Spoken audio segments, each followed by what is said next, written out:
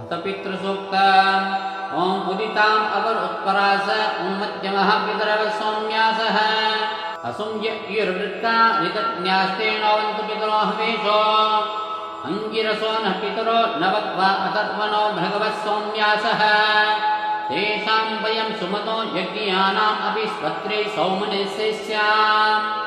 येन पूर्वे पितरः सौम्यासो नुहिरे सोमपीठं वसिष्ठः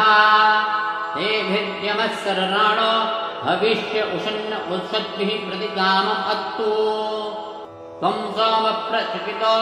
मनीषा त्वं रजिष्ठम् अनुनेषि पन्था तव प्रणीति पितरो न देवेशो रत्नम् अवजन्दः नीराः वयाहीनः पितरो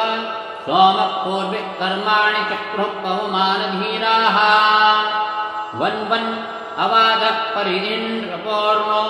वीरेभिः अश्वैः मघवा भवानः त्वं सोमपितृभिः संविदानो द्यावा पृथिवी आततन्तः तस्मै इन्द्रो हविषा विदेम वयं स्यां पतयो रयीणाम् बर्हिषदः पितरः उत्त्यर्वागिमा वो हव्या चक्रिमा